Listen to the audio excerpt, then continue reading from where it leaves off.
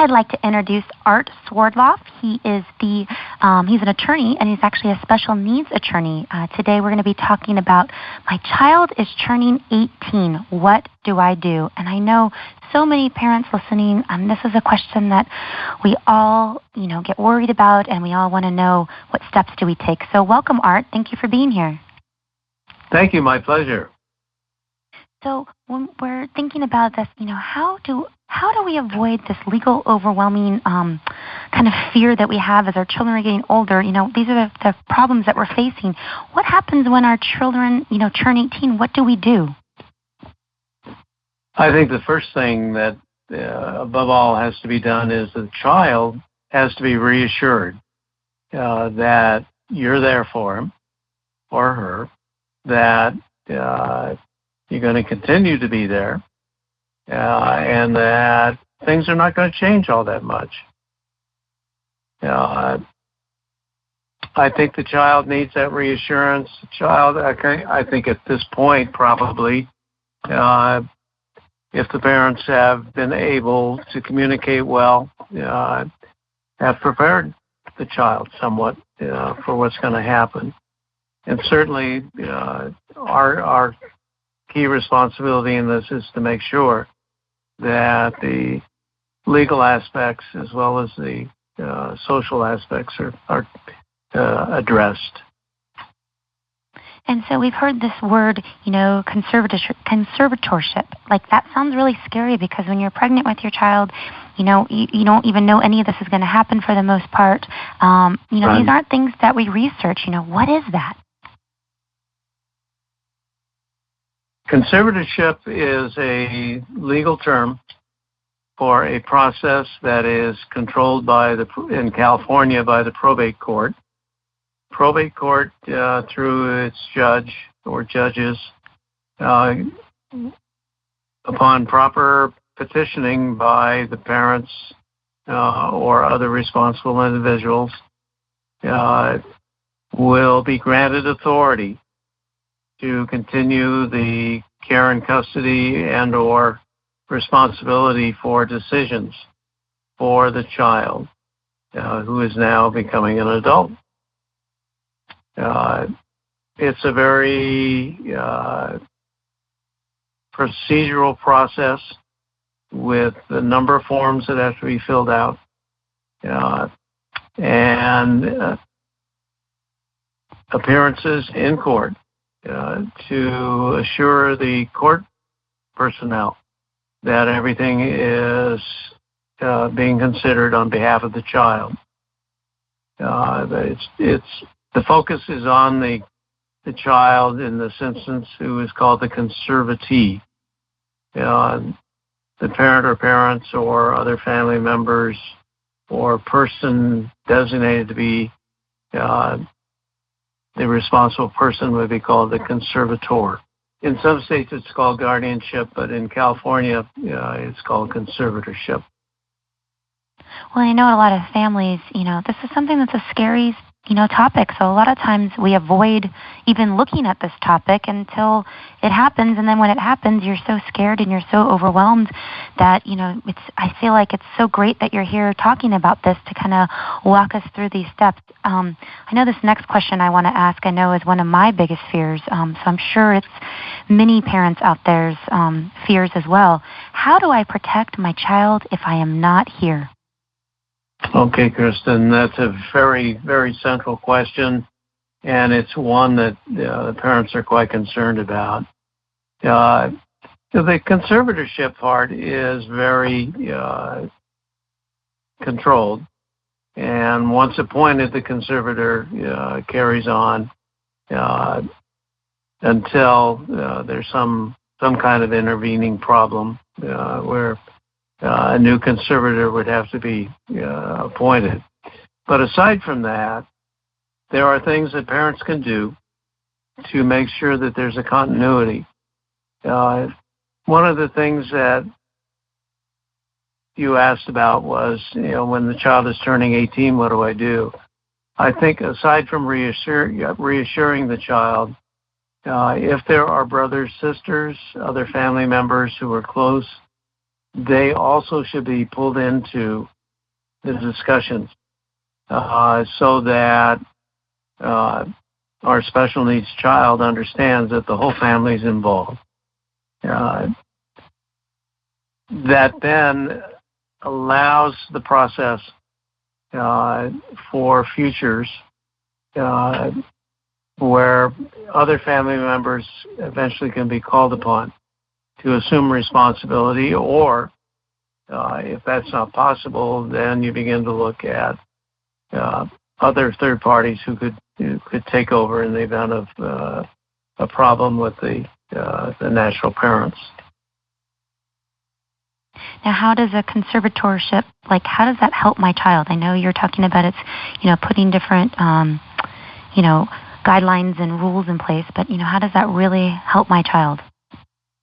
Well, Kristen, what it does, it enables the conservator, typically mom or dad, to make not decisions necessarily, but to be able to carry out decisions that the child has come up with or the parents in consultation have come up with.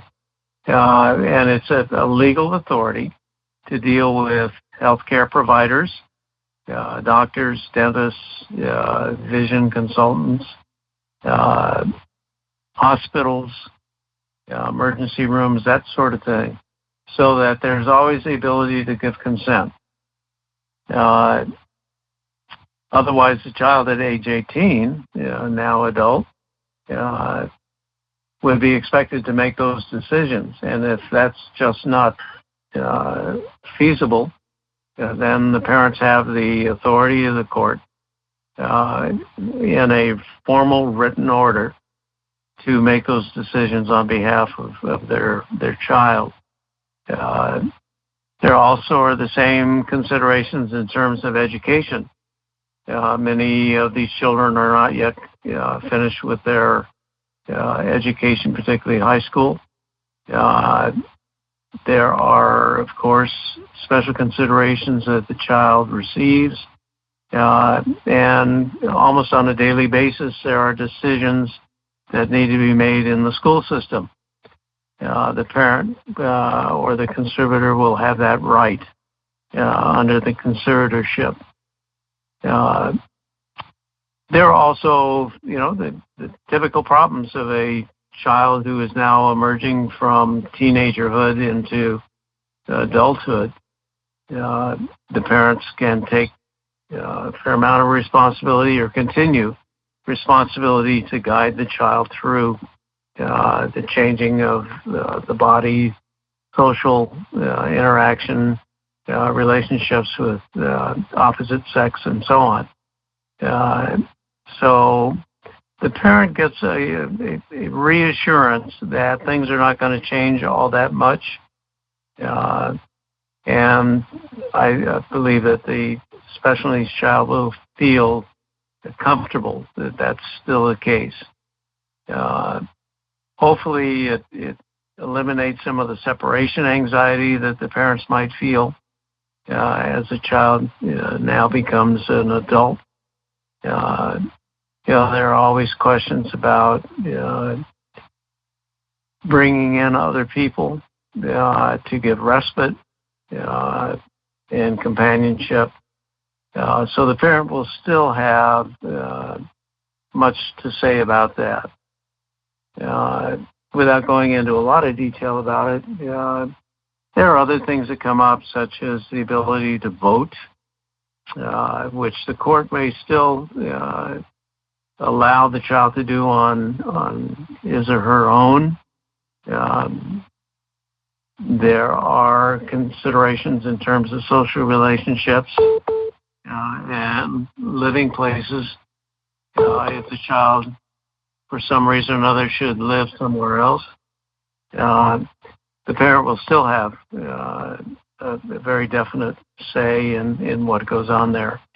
And again, we haven't really talked about this in detail, but it depends on the abilities of the child as well. You have to take that all into account as to how high functioning the child is, how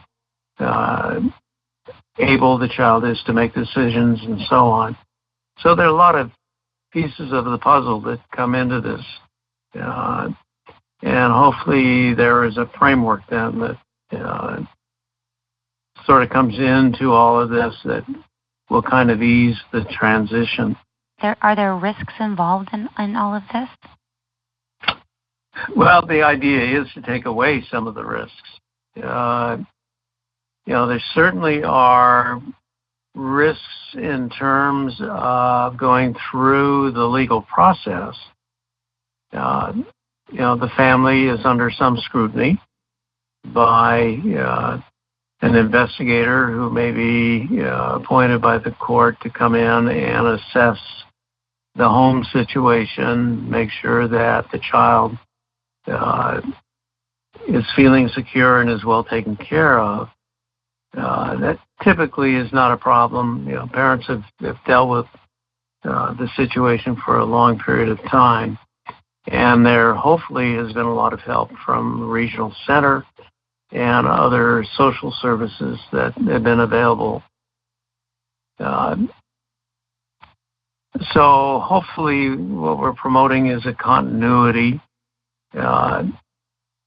In my experience, there are a lot of volunteers who serve on panels for the court, who are what you would call guardians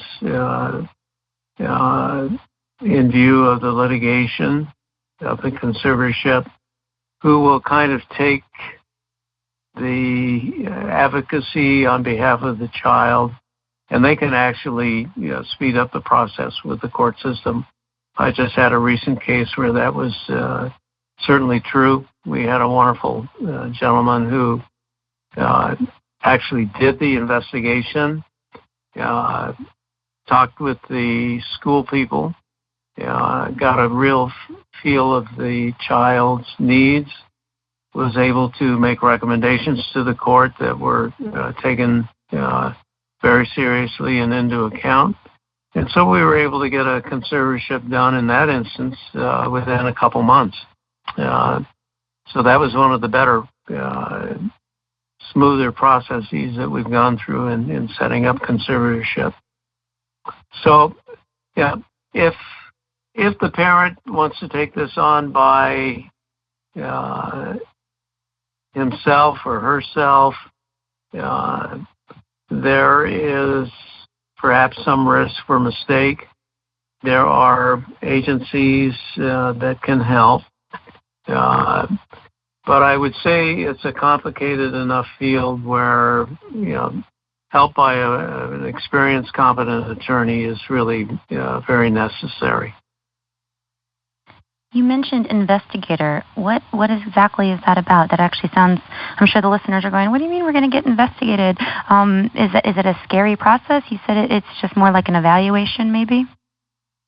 Yeah, it's kind of both. There is an investigation as such as to, one, is this now child becoming an adult, being well taken care of? What is the level of difficulty the child has in terms of coping with problems on a daily basis? Are these needs being met by the parents? Are the parents suitable to continue on as conservator giving consents?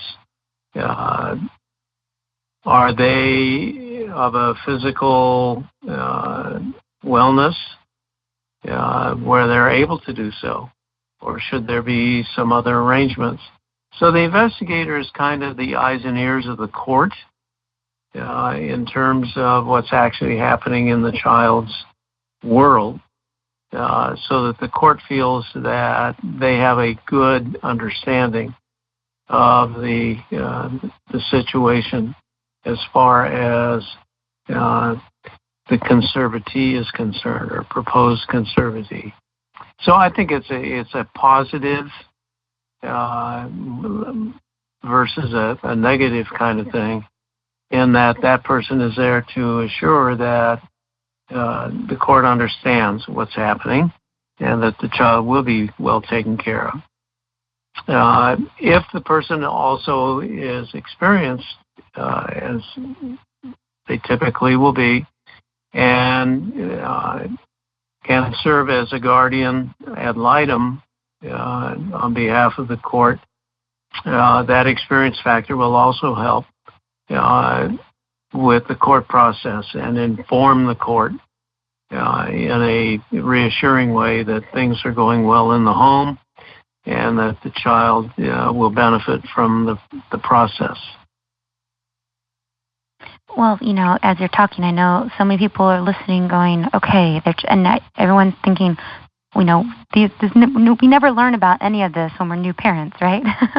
And I know the next question I want to ask is very, I know this is probably the biggest thing people probably worry about is how do I provide income and resources for my child in the future? Because I'm a mother of a special needs child, and, this is something that we always think about. We think about this probably on a daily basis. Right. There are a number of things that can be taken into account. The parents are stressed enough as it is, keeping up with the day-to-day activity. But there are some things that can be done that will ease the situation. One, of course, there are continuing resources from the community in terms of education, in terms of respite, relief, companionship for the now adult, so that the parents are not as stressed out as they might tend to get. So from a day-to-day living standpoint, there are a lot of helpful resources that are available. We're in the process of completing a resource guide that will lay out some of these services in one pamphlet that will perhaps be of some guidance to parents dealing with the child from, say, middle school years on. So there are the social and relationship aspects. Secondly, finance, of course, is of great concern. One of the more helpful things in this type of situation is if the child is not going to be able to make an adequate living over the years ahead and will need backup and resources, then it's necessary to take an overall look at what resources are available. Are there other members of the family who can participate? Are there siblings who might be able to help? And if that's the case, and there are some funds that can be set aside, or particularly life insurance, which I think is a very good backup. All of those things can be directed toward what we call a special needs trust, which is a very particular entity that is designed to take care of this kind of situation. And if you like, I can go into some detail about that. I would love to learn more, and I'm sure everybody else would love to learn more too. I'm taking notes as we're talking here, so I think this is so informative. Thank you. I'm glad that's the case. Typically, by this stage of life for the child, the special needs person, there have been a number of resources provided. When the child turns 18, that child would be eligible, if they haven't received it already, for special disability income, so-called SSI, which would also then trigger accessibility to Medi-Cal in California, or Medicaid as it's known throughout the country. And that in itself becomes a very valuable economical concern for the benefit of the child. If the child is receiving some sort of government benefits or may be receiving benefits, there usually are limitations on the amount of resources the child can hold in personal name, and it may impact the amount of funds that the child would receive. We recently had a case actually with two adult special needs persons who were in their 50s, and for one reason or another were in need of a fair amount of government assistance. If the siblings in this case were to provide direct funds to those individuals, it would jeopardize their receipt of government funds. The government could say, the federal government in particular, or the county, that by receiving these funds directly, they were showing too much in the way of resources and income, and their benefits could be denied or reduced considerably. So with the Special Needs Trust, if you direct the resources into the Special Needs Trust, it's quite clear that the resources in the Special Needs Trust can only be utilized for the non-necessities of life. The necessities of life, believe it or not, are supposed to be covered by, the disability payments, food, shelter, clothing. It's never enough, but that is what it is. But if even those were taken away, and particularly the medical benefits, that could put a real strain on things. So with the Special Needs Trust, we say we will intervene with a, quote, independent trustee. Can be a parent, can be a sibling, but that person has discretion over the use of the funds.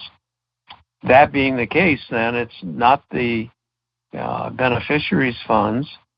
The beneficiary can be taken care of by the payment to providers of goods and services, but not to the person directly. So that puts up what I call a firewall between the beneficiary and the assets of this trust. And that will satisfy the government that the resources are not directly available to the beneficiary. And that will help maintain the benefits then that the government is providing. So that's kind of a long way of saying that the Special Needs Trust will insulate the beneficiary from a loss of benefits. So that's a kind of long way of stating what a Special Needs Trust is.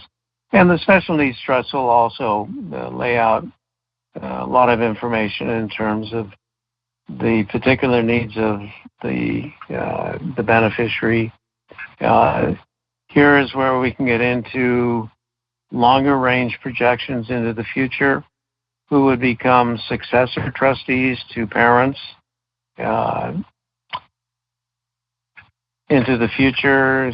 These can be friends, it can be family members, younger brothers, sisters, so on, so that there is more continuity.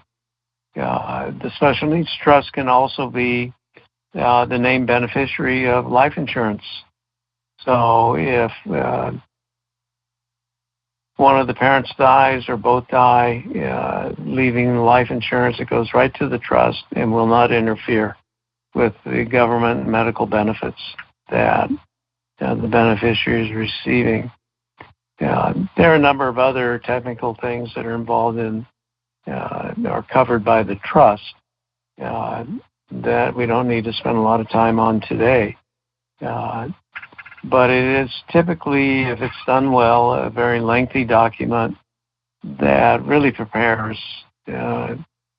for the future and will give a lot of peace of mind to the creators of the trust. In a situation where, for one reason or another, the beneficiary has come into money, whether it's an inheritance from a grandparent or someone else, or maybe the proceeds of an accident of some kind, a large award from, say, an auto accident. The Special Needs Trust could become the recipient of those benefits or those resources. There would likely be the need to repay at the death of the beneficiary some of the medical benefits that have been received. In that kind of instances, it's what we call a first-party trust. In other words, the beneficiary actually has been or could have been the owner of those assets, but instead elected to have them put in the trust, as opposed to the parents or other people setting up the trust for the child, which would then be called a third-party created trust. So there are some real technical things that we get into with it as well. But all of them were meant to insulate the individual from losing benefits. It sounds like a lot of the things you're talking about is, the best we can prepare takes so much stress off of us to live in the present. You talked a little bit about, who can be a conservator, who, whether it be the mom, the dad, a sibling. Is there anybody else that can be appointed as that? If there are other close relatives, aunts, uncles, maybe cousins, family is always, the best source of good protectors for the beneficiary. So we would typically look to those people first. Close family, friends, neighbors sometimes are chosen as backup. And is there more than one person can be chosen? Can be. What I like to do typically is it's sort of we create a benevolent dictatorship of one person who is the trustee, but that person can then select a panel, which we would call a caretaker panel, an advisory panel, that could have a number of family members or others who are interested in the welfare of the special needs person. And they're available on a as needed basis to assist in advice for the beneficiary or particular responsibilities, maybe the investing of the funds, if a caregiver is needed to investigate the caregiving resources, that type of thing. Beyond that, if none of those people are available, there are now persons who are trained to be trustees of special need trusts or set up the panel of advisors. And we've had some problems in the past where there were abuses in that system, but now with the more professional and certified caretakers, if you will, there are then professionals who can come into the situation if the family just doesn't have anybody else to turn to. Now, how long does this whole process take? I mean, does this take is it fairly lengthy? Since it's a legal process, typically a special needs trust will be set up by an attorney who is experienced and well-trained in this area of the law. In our office, we as much as possible try to get memorandums of what's going on, the trust documents and so on, in the hands of the creators within a 30-day period once decisions are made. Now, the special needs trust requires a little more thought than a typical family trust because of the concerns about the future, who future caregivers, future backup trustees, and so on would be.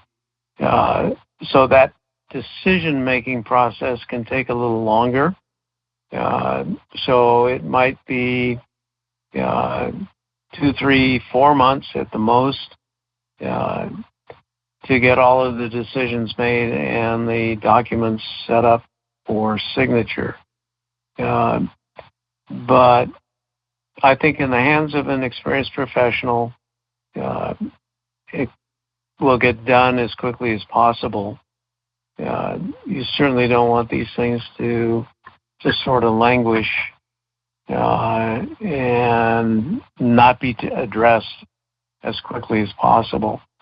So one of the things to look for in legal help, and particularly in the case of the attorney, to make sure it's an office that has process and is determined to get the trust done as effectively and efficiently as possible.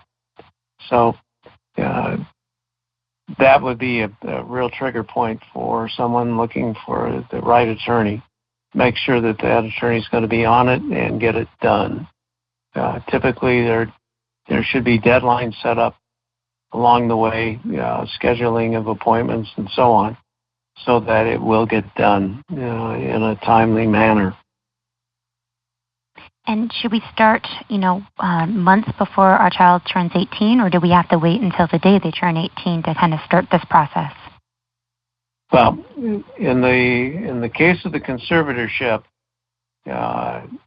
doing the conservatorship in a perfect world should start maybe 6 months before the child is going to turn 18, so that the conservatorship aspects are taken care of by the time the child turns 18 and now needs formal process for consent. So that's something that should start, I'd say within a 6-month period of the child turning 18. In terms of the special needs trust, that can be set up at a very early stage. Once the child is diagnosed and the parents understand the level of disability, if there is disability, or the level of functioning, whatever that is. Once the parents understand that this valued member of the family is going to need help, the sooner a special needs trust is set up, the quicker or the more effectively the funds that are put into the trust can begin to build and be used for additional help for the child. It can pay for things like travel or extraordinary medical expenses. There are, a number of things that come up on a day-to-day basis as the child matures. It would be helpful to have some extra funds available that can be taken out of this trust to pay for expenses that go beyond the normal responsibilities of parents. As you know, there's a lot of educational aspects to it. If those are not covered or there's some question about it in terms of the plan that is put into a child. If there are some extra funds available that won't jeopardize the child's receipt of benefits later on, the trust would be very helpful if it's in effect. In the case of life insurance, in preparing for unknown, unexpected consequences, if the trust is there, life insurance could be paid directly into it. So it's kind of a self-funding type of entity. I've set up these trusts where they have a modest amount of money in them to start. Maybe it's a small savings account in the bank, but the main resource, if needed, would be payoff of a life insurance policy if something unfortunate were to happen to a parent. Now, I want to get into the special needs trust part, but before we do, going back to the conservatorship, do we have to go to court or appear before a judge, or does our attorney take care of all that? Well, yes, yes to both. Typically, there's no question the person who wants to be conservator will have to appear in front of the judge so the judge can ask questions. If the child is able to come into court, the court is always happy to see the child there and will occasionally ask a few questions of the child to get an idea of how much the child understands and that there's going to be a smooth transition with what the court is going to do. Now, in the course of this, the parents could be doing it on their own, but if they have an attorney who can help them through the maze of all the legal requirements, the attorney will be there, will be answering questions from the court, will be working with either the investigator or other responsible persons appointed by the court, so that the court is educated that things are going smoothly and as needed. There will be some questions, too, about the extent of responsibility that needs to be given to the conservator versus things that can be left to the conservatee. As I said, there are things about voting, social relationships, potential marriage, the maturity of the individual and so on. So that you start to get into all kinds of stuff that the court may inquire. But if you're dealing with somebody who is just turning 18, these are things that are sort of left to the future, but they may be limited in terms of the orders that the court gives. And the court will have continuing jurisdiction. Typically, there is not a need to report to the court on a frequent basis unless there are funds that are put in charge of the conservator that we call, there are powers then that can be given the conservator over the quote estate of the child. Typically, coming up to age 18, the child does not have independent resources. And if the child has something akin to that, it ought to be in the special needs trust, so it doesn't jeopardize future government benefits. I definitely want to really dive into this. You mentioned special needs trust, and you kind of given a little bit of an overview of what that is. So basically, it's a trust that you put in place for your child that's being overseen to hopefully take care of things in the long run when you're not around. Would that be a good way to summarize it? That's a very good way to summarize it. And the people that would be the trustees you were talking about were the people that you were appointing. It could be the brother, the sister, the whomever and perhaps and it would be also probably the conservatorship person. Is that right? Typically, they'd be the same people. It depends on the family situation, how many people in the family, the ages of the parents, the ages of the brothers, sisters, if they're aunts and uncles, what the relative ages are there. And there are, in the special needs community, there are friendships that are developed among parents where they can agree to serve as backup for each other. So there are a number of ways to address the need for backup responsible persons in the future. But it's a tough decision. I think that's probably the biggest challenge for me in my practice is helping the parents cope with the fact that they may not be around forever, number one. Number two, taking that into account, who would we choose to take care of our very precious and loved special child? So that becomes very emotional. But we deal with it, and we move on. And I think once you get through that fear as a parent, then it's like, okay, we've already done that, we've made that decision, and then you don't have to worry about it so much. I know I talk to lots of parents throughout the year, and this topic gets brought up quite often.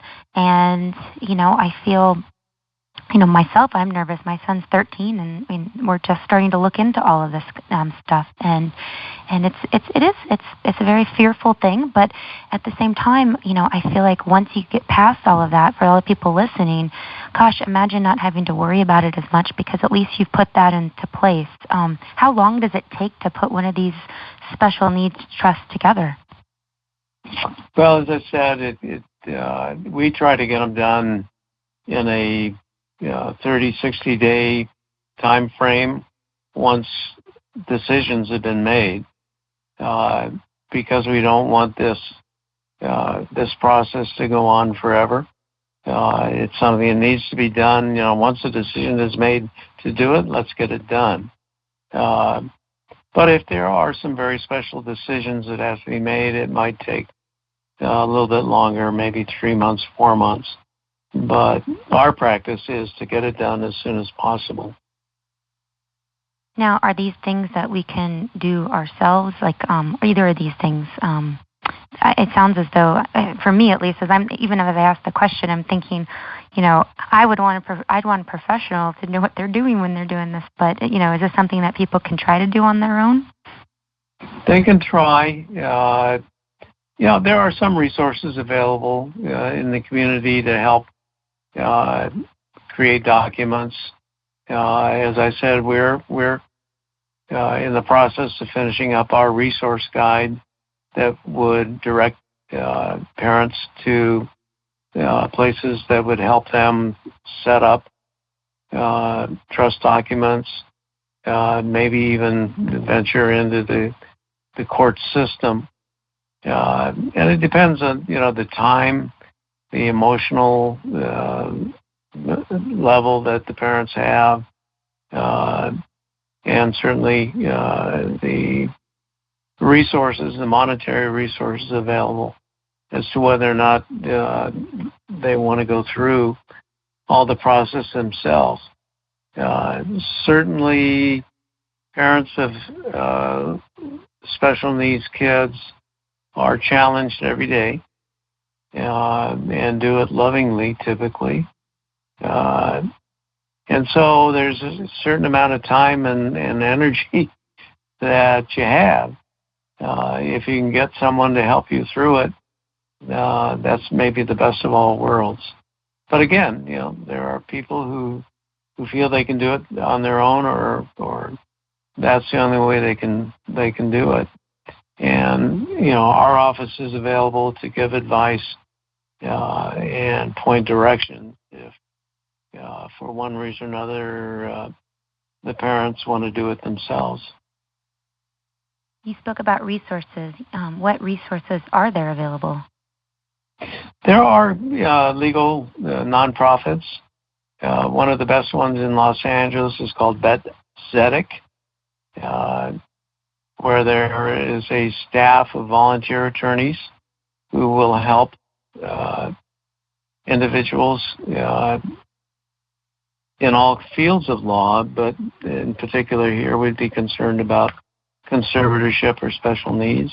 Can you spell that for those that are trying to write that down? What was that group? BetZedek, it's B-E-T, one word, and then the second word, Zedek, Z-E-D-E-K. Okay. It's right here in Los Angeles.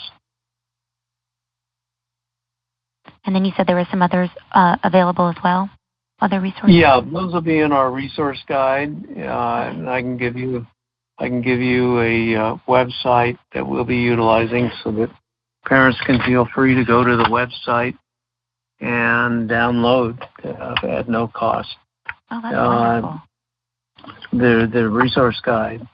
I can give that to you now if you'd like. Yes, that'd be great. It's www.families, F-A-M-I-L-I-E-S,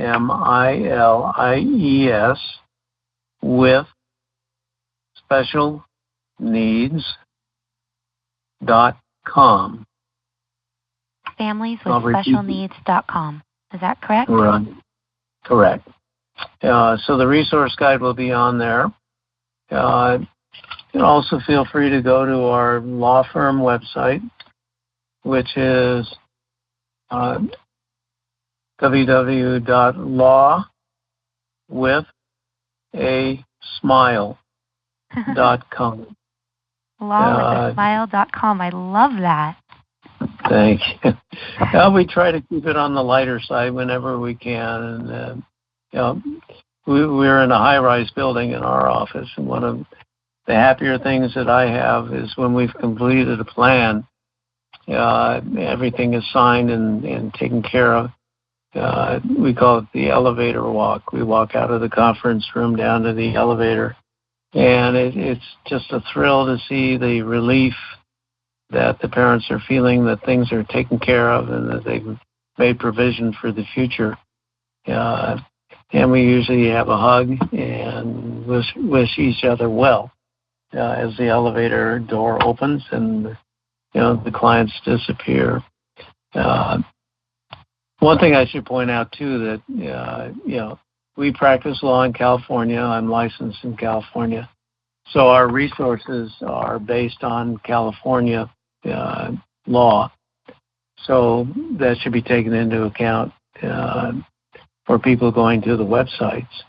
But we are making available as we can enough of general resources so that would be helpful for others as well. But the legal principles are based on California law. Okay. And, I think that's helpful just wherever you're living. At least you can kind of learn the steps and then at least you have some guidance to figure out what to do next in your own state. Now, is there anything that people should avoid, from the things you're talking about here? Well, I think the main thing to avoid is procrastination. These are not easy things to contemplate. Number one is just having been a parent myself of two boys growing up, just the fact that they're achieving some kind of adulthood, or even just the point, where they're moving out into the world, presents problems for the parent. Oftentimes the kids are raising the parents, and the parents are getting educated. But where there are special needs considerations, the sooner you address the problems, the better, so that the needs of the child are paramount and taken care of, and that the level of anxiety that is there to begin with is not made worse, but hopefully made better. So the sooner it's addressed, the better. Attorneys are always available to talk in advance and spend time in consultation. Many attorneys will not charge for that initial consult. And the sooner that's done, the sooner the parent will have an understanding of what the rights are that they have and some of the things that they can do to make life better for the whole family. And certainly our office is available to do so. We feel we have a responsibility to get as much information out there as possible as part of our responsibility to the community. So we are available as well for these kinds of conversations. And you brought up again, cost. What's that? I said you brought up cost. So what is this going to cost? I know parents, it's the number one thing we think of. So either we have to save for it or, it's something we just need to jump in and do. So what is it going to cost us to have a qualified lawyer like yourself do all of this for us? It, of course, depends on the needs of the family. What we usually do is quote a range of fee. What I typically do is have the consultation. We go through the family situation, and at the end of that session, I can give a range of cost. I would say typically in a special needs trust, we're talking somewhere between $5,000 to $7,500 to set up an appropriate special needs trust that takes into account all the needs of the family. The conservatorship is a little different because of the time involved in court. You're never sure quite how much involvement there will be getting through the process. There always can be surprises. But I would say a good rule of thumb for conservatorship, again, quoting a range, would be somewhere between $10,000 to $15,000 to get a conservatorship completed. Okay. And then in our office, we would offer some payment terms if it's appropriate for the family to help them get through it. Yeah, because that's something that most families aren't prepared to think about, So I think that's great that you have some type of payment plan, perhaps. And so my question, my thought as you're talking is, what happens to the families that really just don't have any money and they need to do these conservatorships? Like, if they don't do one, what happens? Well, hopefully that's not the case. They get out into the community and use resources that are available beyond the legal profession or, provided by nonprofit sources. The resource guide that we're coming up, I think, will help direct people to services that are available on a reasonable or no charge basis. We're aware of that. Well, the nice thing is for the conservatorship, that's something they can start thinking about now, and especially if their child's younger, and know that that's going to happen in the future, but it's something that they can perhaps save for. And I do love the fact that you have potential payment plans. And, my last question to you is, what's it going to cost me to not work with a lawyer? I feel like that would be so scary, at least for me. I just think, it's kind of like a silly analogy, but, I don't pull my own teeth or give myself a filling if I have something wrong with my mouth, right? I go to a licensed professional dentist that knows what he's doing. I feel the same when it comes to all of these legal things. I mean, I I didn't go to school to become a lawyer, and I feel like I would not be qualified to really know how to navigate my way through all of this. I would feel much better having somebody else know what they're doing do it. So that's just my own personal thing. But what's it going to cost, those that might not go to a lawyer that, think they can do it all by themselves, I guess? What it's really going to cost them is, one, going through the experience and potentially making mistakes, having to redo things. It's an expenditure of time, which most special needs family providers don't have. I mean, time is a real concern in families that are addressing these needs on a daily basis. So time is very important. Peace of mind is essential. There's enough stress and anxiety that you want to be sure that things are done properly and that there is a peace of mind that comes with having taken care of it.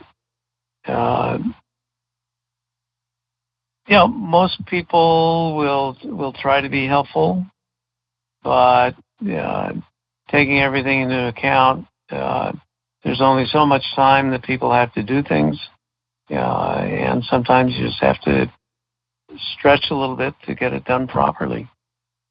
And as I think you're very wise in pointing out that if it can be planned into the future, then that will allow the family to take care of things or get proper support from other family members to make sure things are taken care of. Well, I feel like I can't believe this hour is almost up. I have learned so much from you. I think that everybody listening has learned a great deal. And, what's the one message that you want to leave everybody with? If I could, being an attorney, consolidate it into a quick sentence or two, I think the main thing is to understand that there is a process that, if followed, will not only take care of the special needs individual, but allow for the family to get through things and achieve the peace of mind that they really need as caregivers. So they're not alone. The community is available, and the resources of the legal profession are available to get them through it. Well, thank you so much, Art. I feel like I just feel like this was just an amazing information for so many people that need it. Your website one more time is? Yes, the website. lawwithasmile.com is our law firm website, and the resource guide will be found on our website entitled Families, Milies, with specialneeds.com.